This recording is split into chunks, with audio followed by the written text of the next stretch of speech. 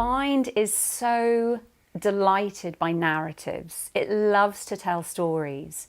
And the reason it loves to tell stories is because by telling stories, it enables us to work out where we are. We don't hear back from someone. Suddenly we're in this really sort of uncomfortable, unfamiliar territory.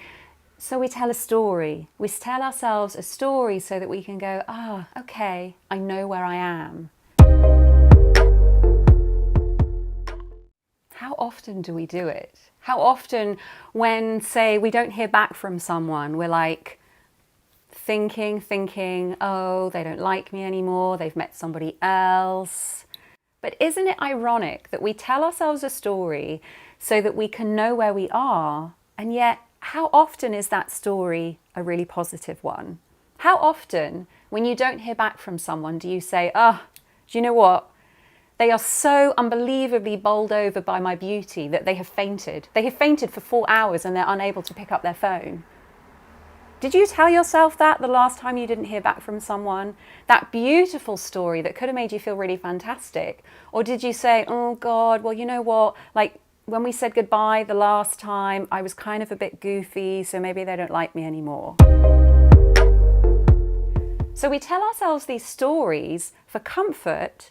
And yet, what is comforting about the mind reading that we're doing? It's kind of a strange one. So I'm working with a client, say, and they start to talk about something, and I think, okay, we're in the realm of mind reading. We're in the realm of they want to go for this job, and they're thinking about the person that they've sent the application form to, and they're thinking about the fact that they haven't had an email back. And they're thinking that the person who read their application is imagining that they were completely inappropriate to apply for this job, that they're just totally rubbish, that they don't have any skills. And I say to my client, what makes you imagine the worst? And to them, it's completely logical. Well, that's how it is. So when we start to unravel the mind reading, when we start to think, oh, that's not the only version, this version is me thinking the worst, I wonder why that is. We then start to see, okay, well, if I'm reading someone's mind, I don't really know what they're thinking, why not read something really positive that's going to make me feel better?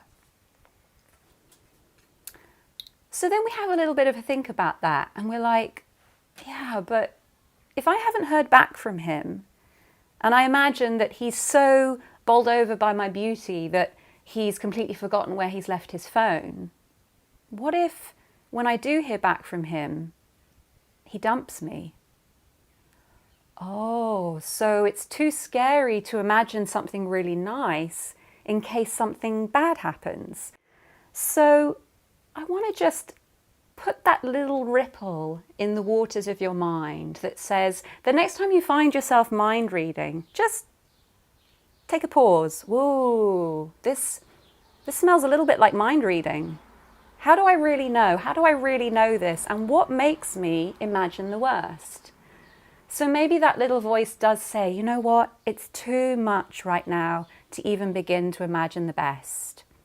Even if it is too much, just by asking yourself, why am I imagining the worst? You've made a change, because you've gone from just accepting the mind reading as just something that happens to beginning to question it.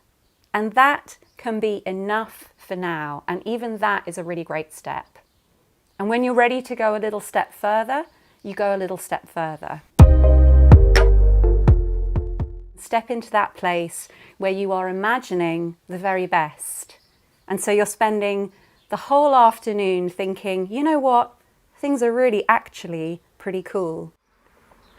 So wishing you all the very best for the rest of your day, the rest of your week, and really looking forward to seeing you next Monday.